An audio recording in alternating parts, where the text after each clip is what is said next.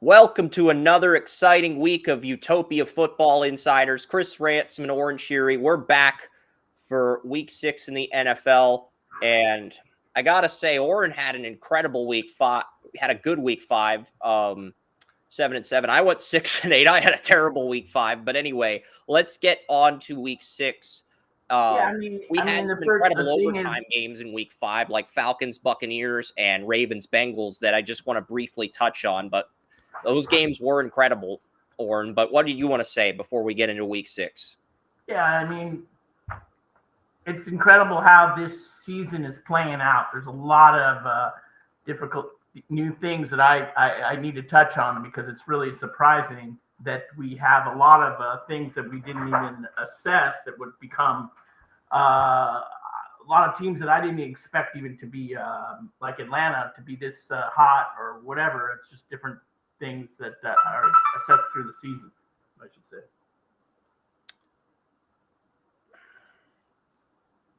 Did you understand what I'm saying? Yeah, I see what you're saying. A lot of surprising plot twists, like the Vikings being 5-0, the Commanders being 4-1. A lot of surprising plot twists through the first 5 weeks of the season. But week 6 begins with a very mundane NFC West game. Two teams that have a lot of injury. Basically, everybody in the NFC West has some sort of injury. Ujulari's out for the year for the Cardinals. The Seahawks have both right tackles injured. The 49ers don't have McCaffrey. They're not going to have Hufanga. Seahawks aren't going to have Nwosu. The Rams don't have Kupp and Nakua. Everybody in the NFC West is banged up right now, Warren. I think we're not going to know who comes out of that division until the second half of the year after all the bye weeks take place. And that's why I'm going to go with the 49ers. I think both teams are pretty depleted in terms of their rosters right now. But even without McCaffrey, I think the 49ers are still a little bit better than Seattle. But this was probably the toughest game for me to pick this week because, it's in Seattle. If the Seahawks want to pull away from the 49ers, this is their window of opportunity. They've got to win this game like Arizona did when they went on the road and beat San Francisco. They got to go on the road and win this game. And I think it's going to be a close game. I've got the 49ers winning 28-20. It's going to be closer. In previous years, the Niners blew out Seattle, but that was due to Christian McCaffrey. He's not in the lineup. I think this is going to be a one-score game. I am taking San Francisco, but I will not be surprised if the Seahawks win this and pull the upset, Oren. Yeah, I think I told you earlier today, I think I have Seattle. Yeah. I'm going to take Seattle 24-21 here. These teams it's a big rivalry in the NFC West. Seattle's not a bad team. You got to watch out for them. I don't see the Niners being that strong. It's just you have injuries on both sides of the ball, like you said. They're still, they might be favored in this one, but not by much. They're only favored by 3. Hargrave's out too. Hargrave, their best defensive tackle's out. One of the backup defensive tackles, Jordan Elliott's out. I think Dre Greenlaw's might be back, but Hufanga, their best safety's out. McCaffrey's out, but they do have Kittle and Fred Warner playing. So they do have all their playmakers for the first time since week 2. Yeah, and Geno Smith started 3-0. Now he's going to come into it, they're playing in Seattle. So I think it's going to be a hard place to play for the 49ers. Not going to be an easy win at all. But it is a rivalry, like we said. But I think Seattle does get the victory only by the 3 points that are given, but the opposite way that most people are favoring the Niners. And the thing with the Seahawks is you have to score first if you want to silence that crowd and take them out of the game. If Seattle gets the lead at any point in the game, the crowd rallies behind Seattle. It's almost impossible to come back from when you're playing the Seahawks, Oren. You know how it is, but that's pretty much how it is with the Seahawks. If they gain the lead at any point in the game, 12th man. They got the 12th man, and the Sounders 2 at Lumen Field. But yes, 4 people have Seattle winning, 3 have San Francisco winning. We'll move on to London for a game that, this is a very the Jags and the Bears. This could be a fun game. I'm not going to say it's a mediocre game, but it's a less than spectacular game. I wouldn't mark it as a top 5 game of the week, but it's not a bad game either. I've got the Bears winning by a field goal in a defensive game, 23-20. I think it's a who has the ball last at the end type of game, and the Bears find a way to win on a Cairo Santos 41-yard field goal at the end. I mean, Chicago is playing pretty good now. I think I wasn't too fond of Caleb Williams, but actually he's making a name for himself here. And I do feel that the Bears are going to win here in London. I take the Bears 27-17 here. It's not like the Bears had much yet, though. I don't know, but the Jags are not the team either, So, yeah. I mean, winning Carolina, Rams, and the Colts doesn't make the Bears a great team yet. But that's all they want. So wait, and the Jags, maybe the Jags. But, I mean, come on. Are you going to give it when they start playing really good teams in their division yet? No, because they're going to lose. Yeah, and this is the thing. The Bears entered last week as the healthiest team in the league. The only player starter that's out with an injury this week is Jaquan Brisker. And the Jaguars are getting Evan Ingram back at tight end for the first time since week 2. But I don't think Ingram's going to make enough splash plays in his first game back from a hamstring injury to lead the Jaguars to a victory. I do think he'll have an impact in this one, Oren, but I don't think he'll make enough splash plays to move the needle. And Tyson Campbell's their best corner is out, and Foyesade Olakun, who led the NFL in tackles 2 years in a row, is also on IR still. So I think that's going to be the difference in a very close game. And it's not a matter of Caleb dominating the game. It's a matter of him making enough plays to barely beat out Jacksonville. And I think that's the case in London this week. Joey picked the Jaguars. The rest of our staff likes the Bears. Let's move on to probably the most exciting game of the week, Commanders-Ravens. This is kind of a surprise here. Majority of our staff does have the Commanders at the moment. I initially had the Ravens winning 34-20, but Lamar Jackson, he is 21-1 against NFC teams. His only loss to an NFC team took place in London. I said this 3 weeks ago against Dallas. I am doubling down on this take. I had the Ravens at 34-20, but because the majority of our staff has the Commanders winning, because our company is mesmerized with the brilliant rookie play of Jaden Daniels, I'm gonna add another 8 points. I'm going 42-20 Ravens.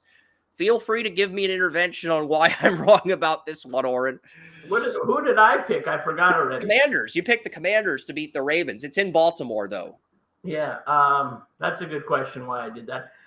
The Commanders are really the surprise, like we started the show a little bit, of the year. One of the things that really are surprising a lot of people. Jaden Daniels is spectacular, doing great stuff in his rookie season. I think we had him when we were looking at assessing the draft. We were even surprised that the Redskins grabbed him.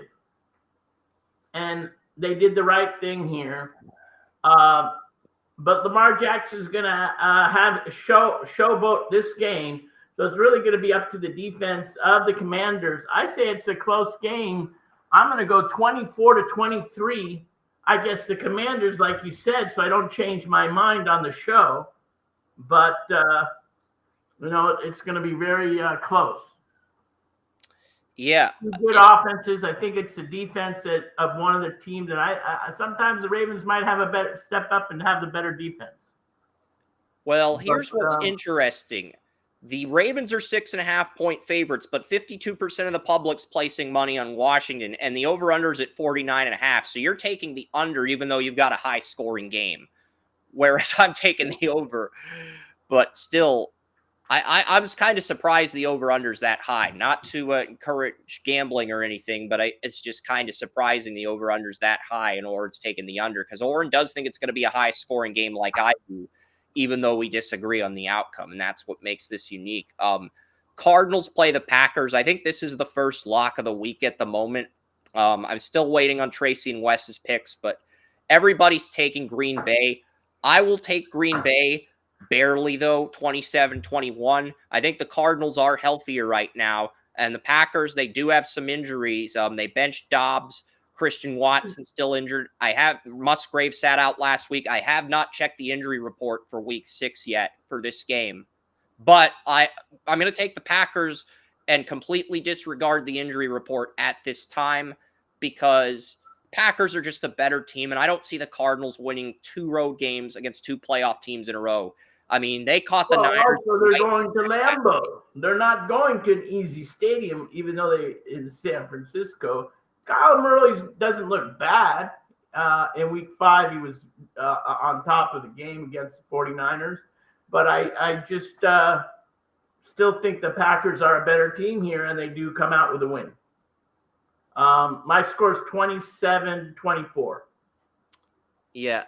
And right when Kyler Murray does something impressive where you want to give him the benefit of the doubt, like beating San Francisco, he does something equally as unimpressive by signing a partnership deal with the Call of Duty game right after beating San Francisco. I'm going to refrain from making any more Kyler Murray jokes. I'll save those for Saturday's podcast with Joey. Texans, Patriots. Yeah, Joey likes to roast Kyler Murray for that. I'll save that for Saturday. Texans, Patriots. It's Drake May's first start, Oren.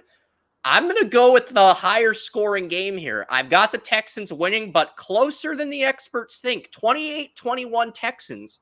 Patriots lose by single digits to C.J. Stroud and Drake May's first start. 52. No, I'm just kidding. No, I'm just saying that New England has struggled immensely this season. Doesn't look the same. Yes, Texans is going to be able to get after May. I think going to force a lot of mistakes. Actually, I'm going to go 30-17 here. Domination win by the Texans. Unfortunately, Mr. Patriot over there. I just see it's not the game for. I mean, Drake May cannot be any worse than Jacoby Brissett. I know New England's offensive line is banged up. Left tackle, we have a second-string left tackle, a second-string left guard, a second-string center. I know our offensive line's banged up to the point where Drake May just might suck this year and lose all his confidence. I'm completely aware of that, Oren, but at the same token, I can't put myself in the position where Drake May is going to be any worse than Jacoby Brissett was. He cannot possibly be any worse than Brissett was. So I'm going to. It's not the quarterback play that has all to do with special teams, defense, and also that. And even if he does be able to do it, I think the defense for the Texans 100 times better than the defense for the Patriots right now. The Patriots do not look like on the same team they were 4 or 5 years ago. Their defense looks just as good as it was last year, but it doesn't look as good as it was 4 to 5 years ago when they won their last Super Bowl. I'll give you that, but I do think it's a little bit better. But at the end of the day, Texans are the other lock besides Green Bay. Buccaneers, Saints. Baker Mayfield versus Spencer Rattler. Rattler is making his first NFL start. I thought the other prune was doing it. No, Derek Carr's missing multiple weeks. No, not Derek Carr, the second guy. I forgot his name. Jake Haener, he came in. He's not starting. Spencer Rattler is. Adam Schefter announced it on today that Spencer Rattler is making his first NFL start. Yeah, Haener. All right, going to get his first NFL win.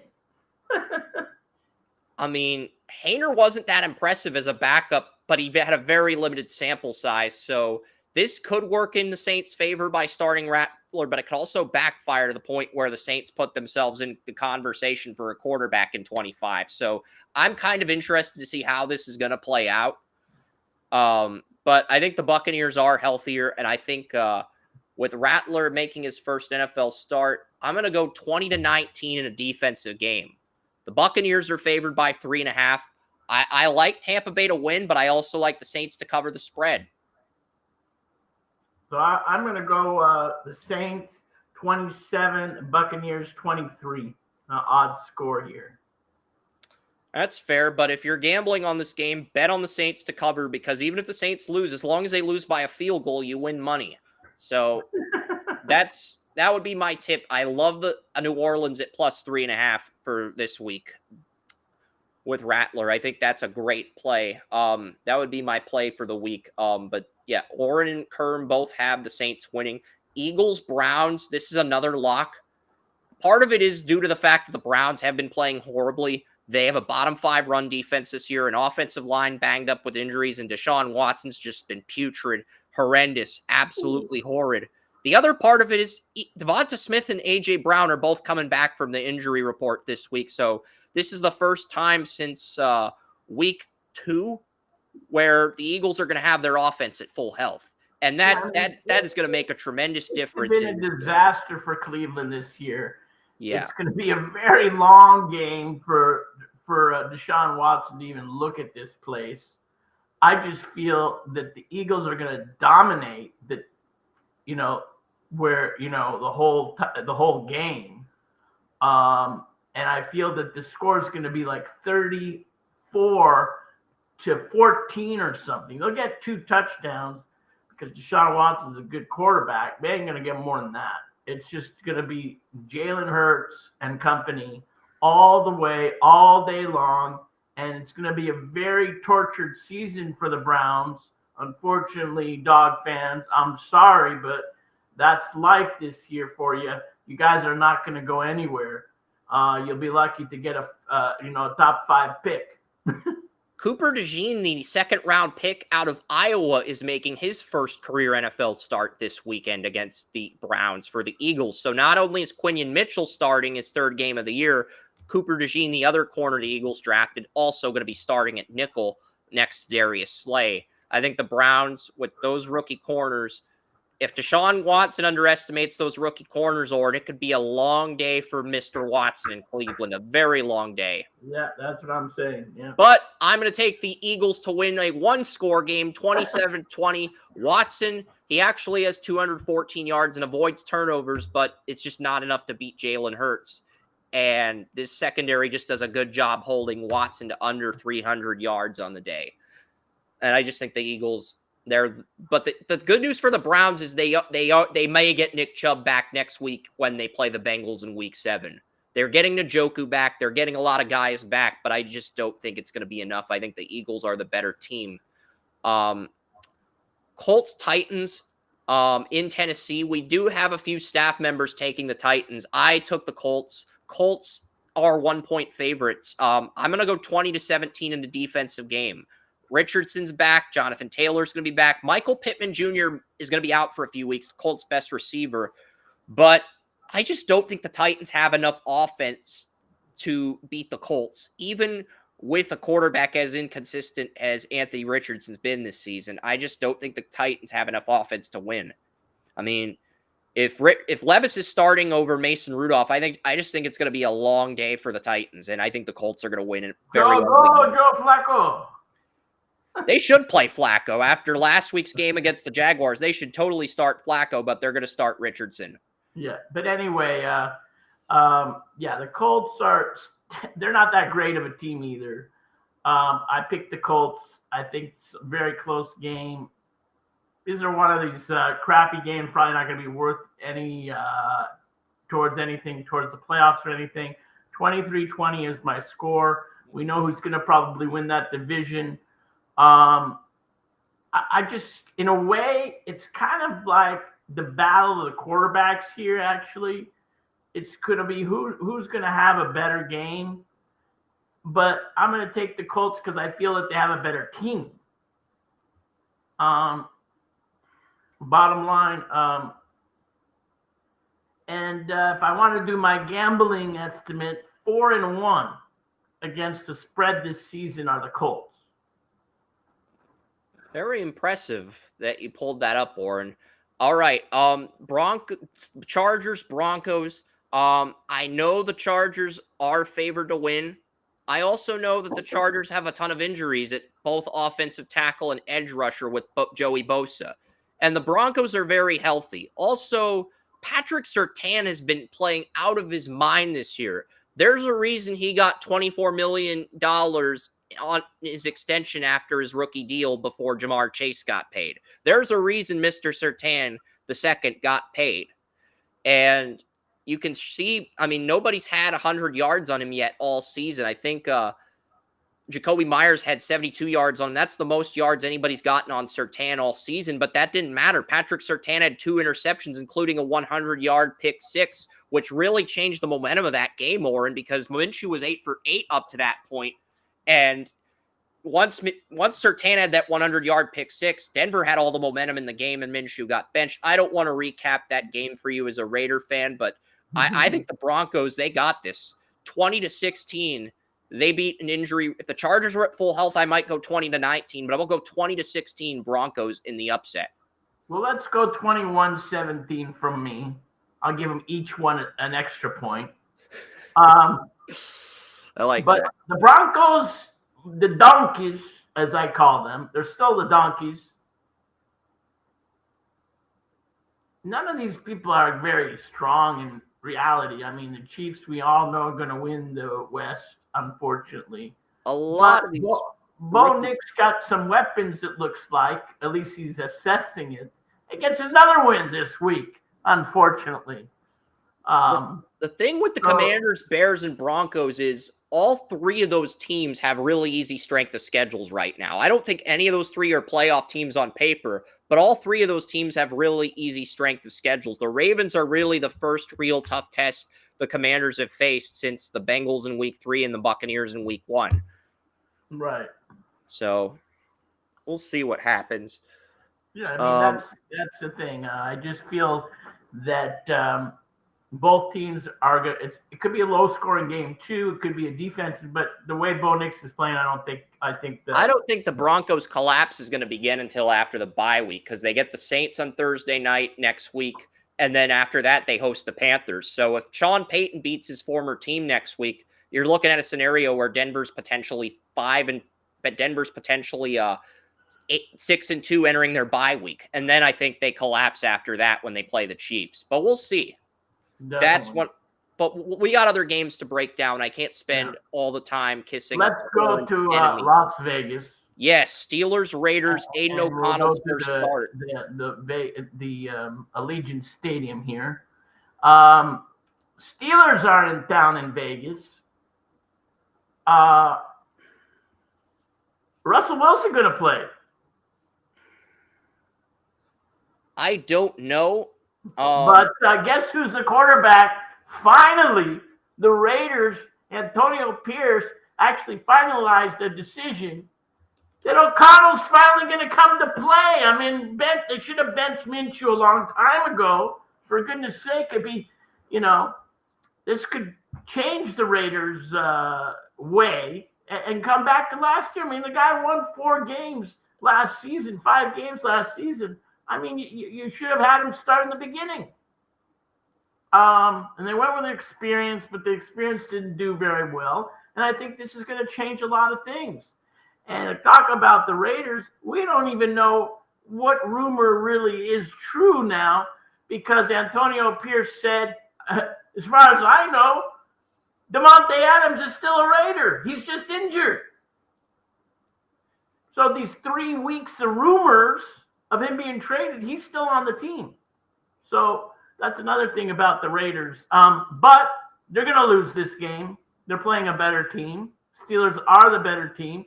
Yep. 20-13, that's my score. They get 1 touchdown. 2 field goes the Raiders, and they come out winning the Steelers. We both have the Raiders losing.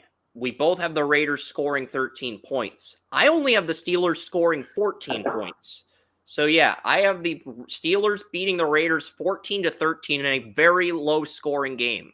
And I got to see Aiden O'Connell in person at Allegiant Stadium at the 2023 East-West Shrine Bowl. So, I've been to Allegiant Stadium. My brother met me there in Vegas and drove me to the stadium. And my mom went to a concert at Allegiant Stadium a few weeks ago. So, everybody in the Ransom family has been to Allegiant Stadium. I'm sure my dad would have loved to go to Allegiant Stadium, but he passed away in 2016, but I hope he's doing well wherever his spirit is. Let's move on to the next game. It is the Falcons and the Panthers. It's in Carolina. This surprisingly is Bank of America Stadium. Yeah, we go from Allegiant Stadium to Bank of America Stadium. We go from the house of Mark Davis to the outdoor dumpster fire that Dave Tepper owns. But anyway, I'd take the Falcons all day here. Kirk Cousins, I think this is going to be the largest amount of points scored by one team this week. It's going to be 42-10. That's how good Kirk Cousins is going to be with this Panthers team. I know they're in the same division. Doesn't mean anything. The offense of the Falcons is on this great cylinder. the losses that came to good teams in battles, not teams that are average that keep losing. There are 4 losses, So Carolina is not a team that's going to win this game at all.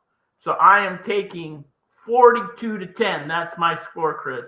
I'm going to take Atlanta, but I'm going to pick them to barely cover the spread, 24-20. I think Carolina actually keeps this close at home. Kirk Cousins has struggled in outdoor games in the past, but he's been flawless in primetime this year, outside of the Chiefs game, which Falcons fans will argue was BS because of the officiating at the end. So, I mean, that was... And to be fair to Atlanta, they do control their own destiny right now. They're the healthiest team in the NFC South division. They don't have Drew Dahlman at center, but they got Caleb McGarry back at right tackle. And with McGarry back at right tackle, this offense finally clicked last week. I'm going to take the Buccaneers 24-20, but this could be 42-0. And this is a game where Bijan Robinson could have 200 yards. Derek Brown is injured. Shaq Thompson is injured. And Josie Jewell's injured. That's the Panthers' best interior defensive lineman. Their 2 inside linebackers, both injured, Oren. So this is a game where Bijan Robinson, if he gets 20 carries, he could logistically get 200 rushing yards because the Carolina front 7 is that weak, Oren. I think Carolina has allowed over 370 yards. A game. I mean, come on. They're not going to win a team that knows how to play. I mean, that's it. Yeah. Finally. I think they got lucky even against these 2 teams that they beat. They got lucky. They only beat the Raiders with Dalton. That's it. They didn't beat anybody else. Yeah. Anyway, let's go to the Lions and the Cowgirls. This is probably the best game this week. I know Micah Parsons is probably going to be out again. But despite that, I think this is going to be a high-scoring game. Brandon Cooks is on IR. I like the Lions 31-27. I think this is going to be a high-scoring shootout in Dallas. But the Lions are a little bit healthier, and they're just a little bit better right now than the Cowboys. And I like your score, too. I'm going to take 31 to give the Cowboys one more point. 31-28. Dak Prescott will get a lot of pressure here, so I think it's going to, like you said, it's going to be a close game. Cowboys are still dealing with a little injuries here and there, but they're healthy for the most part. They got Deron Bland back. Kalen Carson missed last week at nickel corner, but they have Jordan Lewis. Jordan Lewis is going to be back off IR. So is Carson, and they also have they don't have Brandon Cooks, but they don't have Micah Parsons, and they don't have DeMarcus Lawrence. But despite those injuries on the defensive line, receiver, they're completely healthy in the secondary. So I think they will make this interesting. Yeah, it'll definitely be a good game. It's going to be a close game, and that's why we both had a pretty close game. But I'm taking the Lions here. Yeah, NBC did not flex this game. Shout out to NBC for not flexing Bengals Giants. The Sunday night game. Yeah. 1-4 Bengals travel to the 2-3 Giants. NBC chose not to flex this game. They wanted Ravens Commanders, but CBS protected that game. And what they should have done is they should have gone to Fox and said, give us Cowboys Lions or give us the 1 p.m. Buccaneers Saints game. And because the Buccaneers are playing the Ravens next Sunday night, and because the Saints are playing on Thursday night, they didn't want to flex that game, even though it's a better matchup. Yeah. So I took the Giants here. I mean, I'm just going to go a low-scoring game, 17-14. Giants win by a field goal. The Giants have the worst secondary in the freaking league. Sorry about my language. Jamar Chase, T. Higgins are on fire, though. I can see the Bengals just doing well on the scoreboard, but they get their 2 touchdowns. Yeah, I've got the Bengals winning 28-21. Mm-hmm. So I think that'll be an interesting game. This is in Giant Stadium, folks, or MetLife Stadium. MetLife Stadium. Yeah. And I like I like the Bengals 28-21 in a high scoring game. And the final game, it's a Monday night game. It is the Bills and it is the Jets. And most people are taking the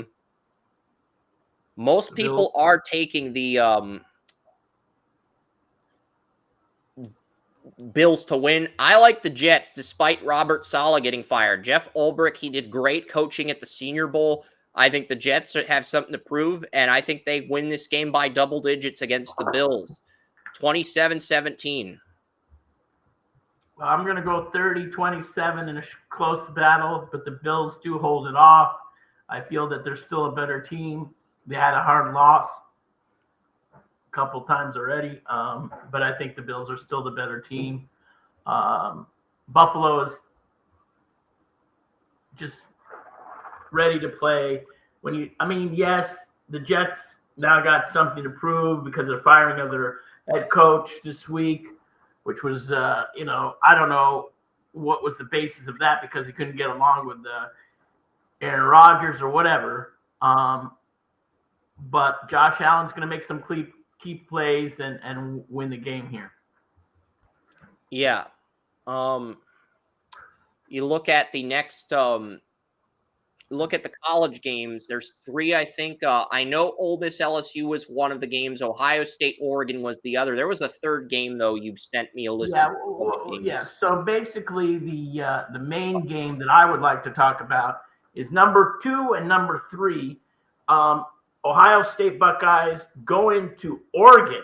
This is actually the first time it's incredible. This is the biggest game of the year so far, folks.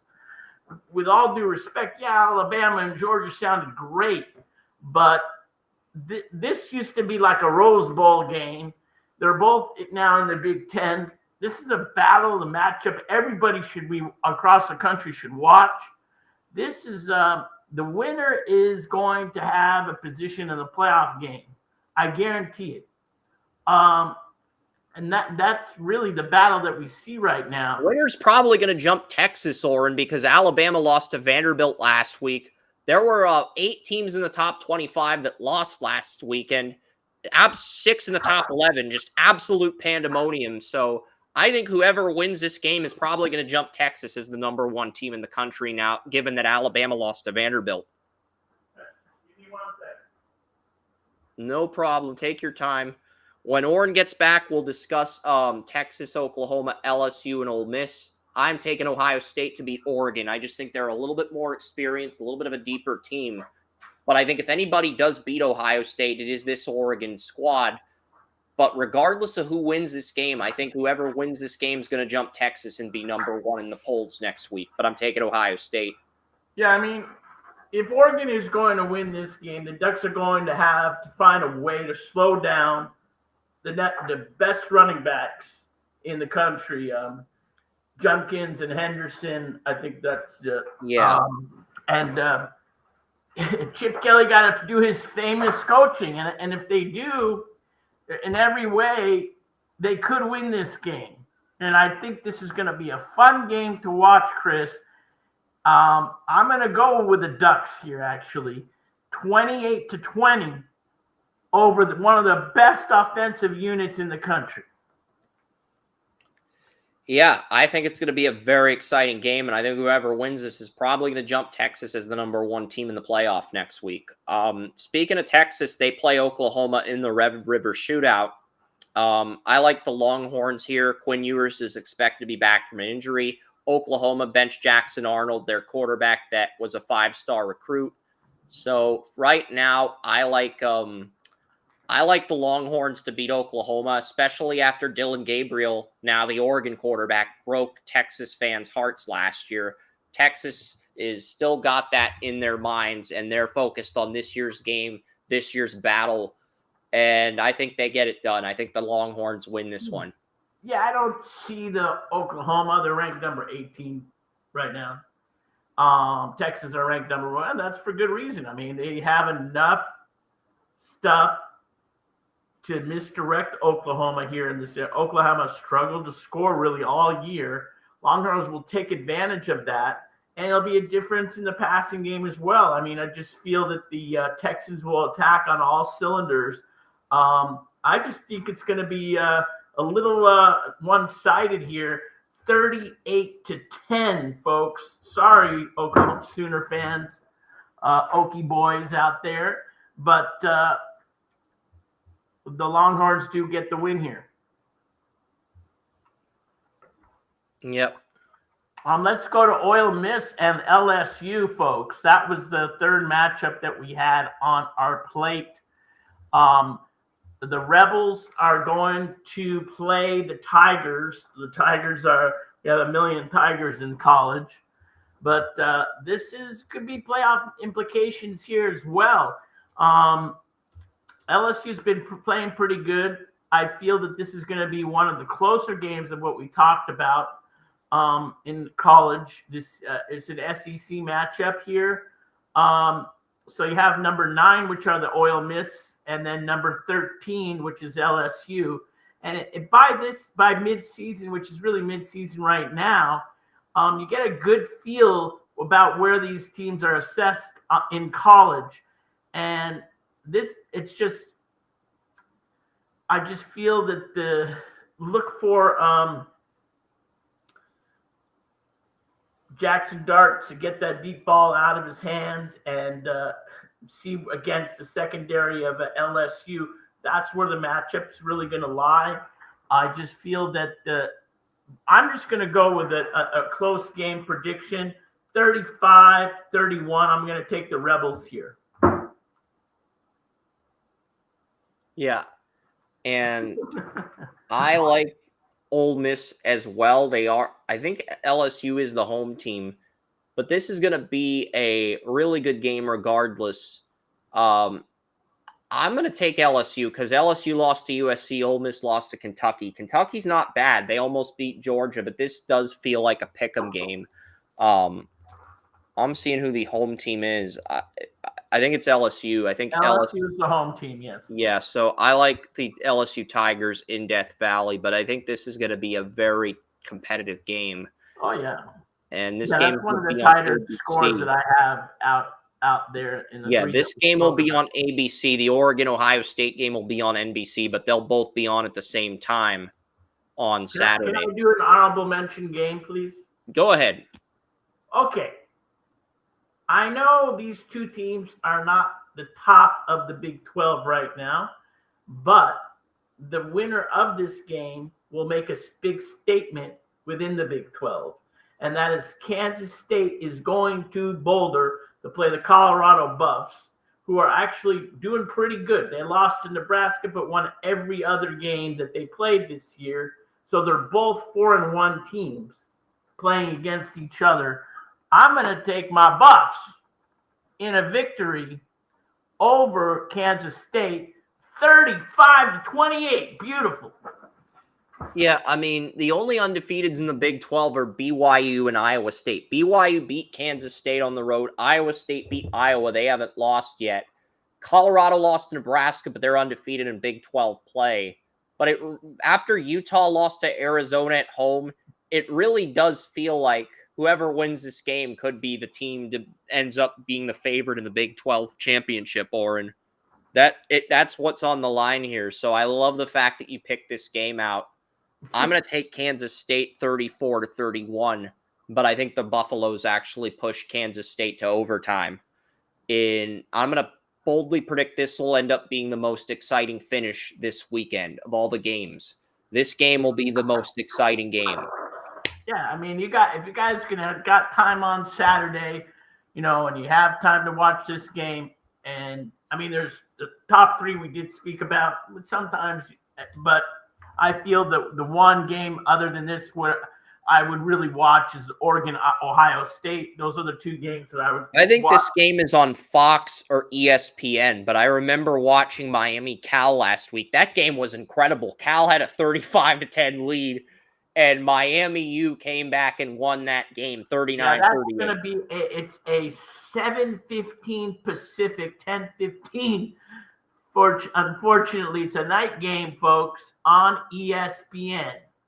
So that is the late night game. If on it's as good as the ESPN. Cal-Miami game, we are in for one bit of a treat. Because I remember the Cal-Miami game last week. It started at 10:30, and because of all the chaos, it didn't end until like 2 a.m., 2:30 a.m. because of all the lead changes. And oh yeah, that was an incredible game too last week, Cal. And I being from California, I really don't care about Berkeley, but it was so exciting to watch that game. I had to root for the Cal because to go to the ACC and to win Miami, that would have been something else. Too bad. I don't know. It seemed fixed toward the end, unfortunately.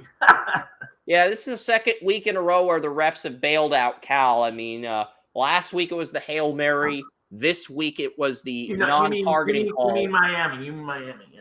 Yeah, this is the second week in a row the refs have bailed out Miami, Florida, the Hurricanes. Yeah. I mean, last week was the Hail Mary. I don't know if it's fixed or not, but whatever.